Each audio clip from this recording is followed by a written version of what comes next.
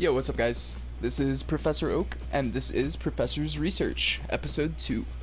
Real quick, if you haven't seen Episode 1, we covered straight swords. Go back, check that video out for me, drop a like on it if you will. This week we're covering spears. I would also ask you to go and watch yesterday's video. It was called Channel Update, Eldenring PvP Channel Update. I'm gonna basically be committing to uploading regularly. Yesterday I went over what that entails, what I'm going to be doing for you guys. Next week, same day, Monday, we're going to have episode 3 of Professor's Research. So drop a comment down on this video letting me know what weapon class you guys would like to see next week. But aside from all that, yeah, this week we have spears. Thank you very much for joining. We're going to jump right into it. Yeah, appreciate it. Like this video. So to start things off, I'm going to let you know that there are 16 unique spears in Elden Ring, and I am not going to cover each and every single one. I'm going to go over the important ones. We're going to start out with the typical spear, and then I'm going to move into 7 spears that I would suggest you use on your build. The spears that I don't talk about, you can take the information that I do say and pretty much apply it to those as well. They're not terrible weapons. Spears are very good in this game. The other weapons just simply outclass them, so I'd rather spend my time focused on those and telling you guys about those. So, let's hop into it. So moveset, that's where I want to start. As I said, the spear class has a pretty typical moveset. Everything is going to be very similar. There are a few unique R2s here and there, but mostly it's going to be your just standard thrusting attacks. The R1 chain is going to have 4 R1 thrusts that stay in a straight line going forward. The R2 chain is going to be very similar, but slower, do more damage and more poise damage, obviously, but that is pretty much just the gist of the standard attacks of the spear. You're going to be thrusting forward. The running R1, another thrust forward. The running R2, another thrust forward. The crouching R1, another thrust forward. Jumping R1, you guessed it guys, another thrust forward. Now, if you jump R2, a little slam. I'm told that has an AoE. In my experience, it's not a very large one. If so, I think it's more of a hitbox being a more conical, larger shape than the spear itself. But I'm told it's an AoE. It has a small AoE on the R2 when you jump, apparently. Now, if we move into the dual-wielded moveset, every spear combination you can come up with, as long as you have a regular spear in one hand, a regular spear in the other hand, you're not using a great spear, it's always going to be this 3 L1 chain that you see here, just 3 double thrusts. The jumping L1 is going to be a staggered double thrust, like one at a time, bam bam, and that's your dual-wielded moveset. Now, the two-handed moveset, I personally do not like. The running attack becomes a little bit of a swipe. The running R2 is still your stab. The R1s are still a stab. Crouching R1, that swipe. That swipe to me is very short range for such a long range weapon. And with my preference of wave dashing into crouch attacks, this is just sort of a stubby normal for that. Whereas when you are like one hand, rather not R1, but when you one hand, you get the stab still, the thrust attack that we all know is great in Elden Ring. So I would advise against the two-handed moveset, but there are a couple weapons with some unique attacks that I think it might be worth trying out. But there you have it, that's pretty much the moveset for your spears in general. Anything that is different will compare to this. So I've mentioned that I won't be talking about every single weapon. There is one weapon that I'm not going to go into detail about that I will mention. The longest spear in the game is the Pike. The Pike has a little lower base damage than some of the other spears that are very similar to it. It doesn't have a passive effect, and most importantly, its R2 becomes pretty vertical, similar to how Giant's Hunt stabs the sky. So even though it's the longest range spear, and I've talked about how range will be important for spears, I'm not going to talk about that weapon. I don't suggest using that weapon. I am going to speak really quickly about my honorable mentions. The 7 spears that I told you that I suggest, 3 of them I would put at the honorable mention level. The first one being the Death Ritual Spear. It is the 5th longest spear in the game out of 16, so it's in that top 30%, of long spears. It's a great weapon, good range, good damage. The only thing that I really have an issue with is that it is locked into an Ash of War that is pretty hard to hit in PvP. In a duel, I would call that impossible. In a invasion, I would call that Ash of War like very finicky to hit. It's gonna be like if you catch a gank not paying attention, maybe, but it's just not the best Ash of War, and that's what holds it back a good bit to me. The next one that is a honorable mention is the Clean Rot. Same reason as the Death Ritual, and honestly, the Inquisitor's Grandiole is gonna be on the same list, or Girandole, however that's pronounced. These three weapons are functionally great. They have higher base damage than the rest of the spears, but it is split damage. That's another reason they fall down into the honorable mention category. And they're all locked into Ashes of War. Clean Rot's Ash of War, I'm sure that if you're watching this video, you may have seen it now. It rains down sort of the arrows. It's called Sacred Phalanx. Yeah, Inquisitor's Grandiole is stuck with Charge Forth. Not the best Ash of War. So those three weapons were kind of, you know, suggest. I'm gonna say that if you're on a Faith or an Intelligence build and you want a spear and you don't mind those Ashes of War, then those are right up your alley. Split damage being a drawback that you can't really work around, but, you know, split damage isn't awful. It's just not as optimal as getting a pure damage in any stat. But yeah, so briefly going over those are my honorable mentions. We're gonna move into the main course.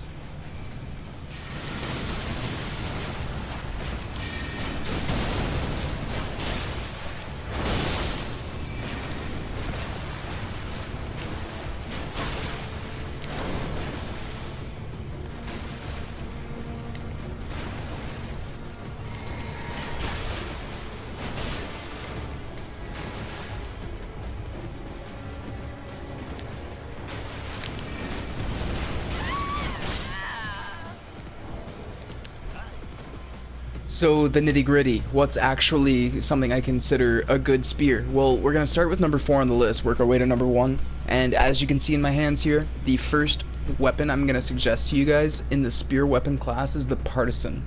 The reason for that, it is the highest base damage spear in the class without being split damage. These are very hard hitting spears. They're the 7th longest spear, and that's not a very good number, but out of 16, that still puts it in the top half, more than the top half of longest spears. It's a mostly strength scaling spear. I've tried it on several different infusions. I like status conditions on spears. Call me a tryhard if you want, but I have these cold infused on my strength intelligence character. No matter what infusion you put on these weapons, you're going to end up with the best results out of leveling your strength. Yeah, not a whole lot to say about these. They're great. They're very standard. They're the only one on my list that really doesn't have anything fancy going for it whatsoever. They are just good weapons. So that's the Partisan. Highly suggest. I'll take this moment too to say that every weapon that I'm about to suggest to you guys, there are 2 ways that I consider optimally playing these weapons. There is the obvious dual spear. The other way that I think is optimal is Spear Great Shield. Obviously, you know, we know why. Block poke. Great Shield is going to be your best option for that. I really suggest this Great Shield specifically for having incredibly high magic defense. And if you infuse it with magic, the magic defense is ridiculous. You can essentially just like block Stars of Ruin and take very minimal chip damage. Block poking, very strong. So the 2 ways that I'm going to suggest, basically what I'm getting at here, if you're using a spear, you're dual wielding or you're block poking, or you're not playing it optimally. That's pretty cut and dry it. And there are other ways that you can play it to success. That's not what I'm saying, but if you want the absolute best results, these are going to be your 2 main options here. But yeah, moving on to number 3.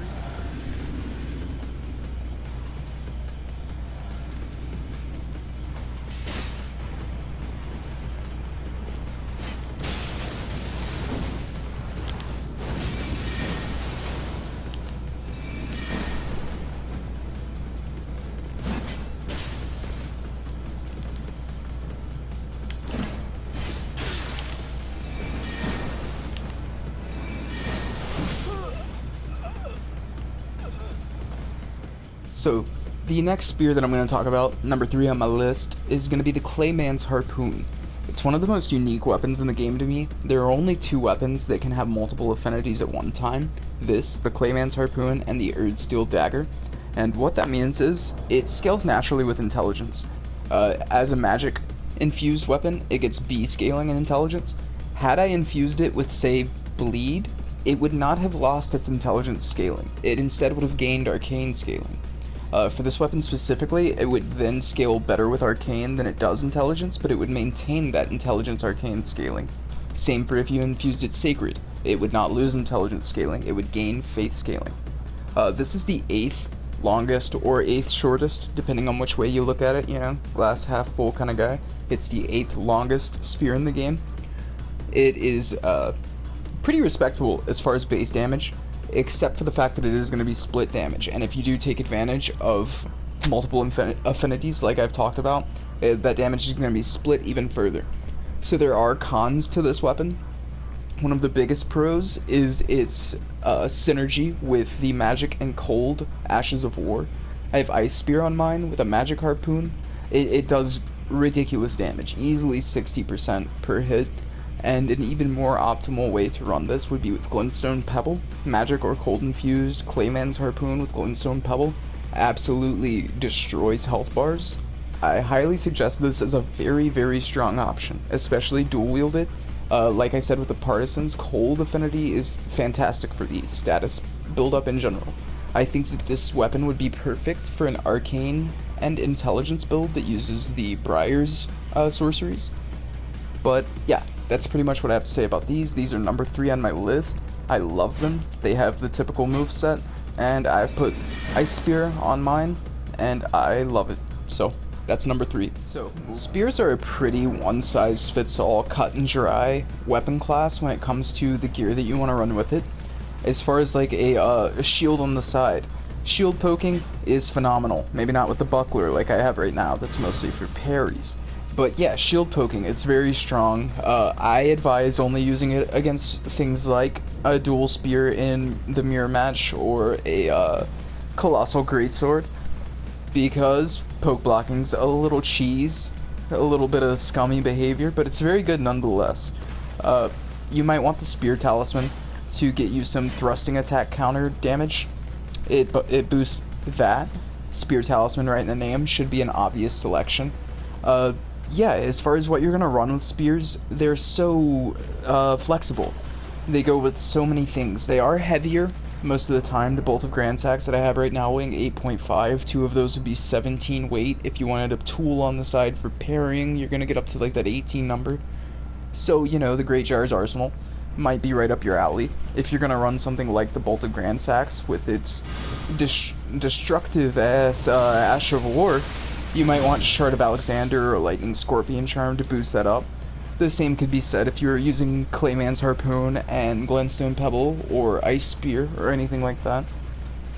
Yeah, so for the most part, pretty much whatever you want to run is the answer. I'll go back and say that, you know, 2 spears or a spear and a shield are going to be your optimal best ways to play, but pretty much anything you want to run is going to work with spears. That's one of the beauties of this weapon class.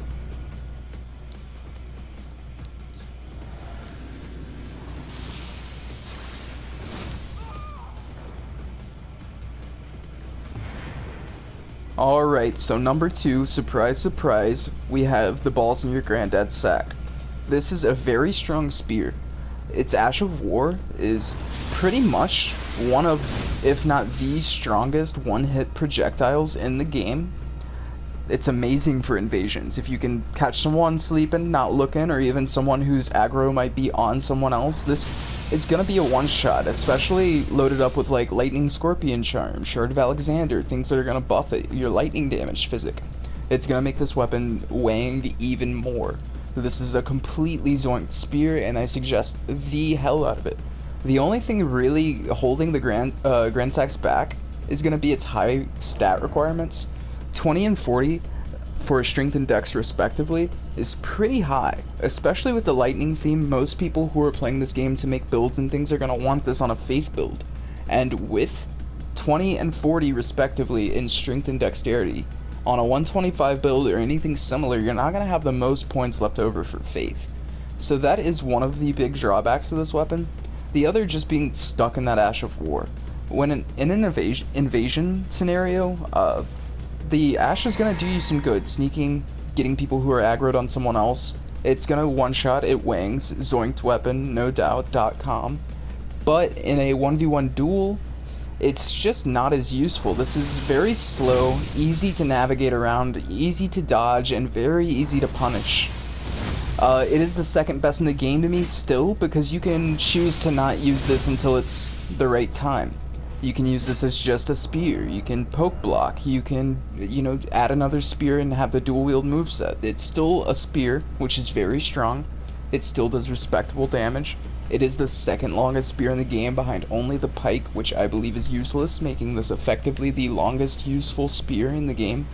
So yeah, all in all, mostly good things. A few little drawbacks, but it's one of the best in the game. Just hands down.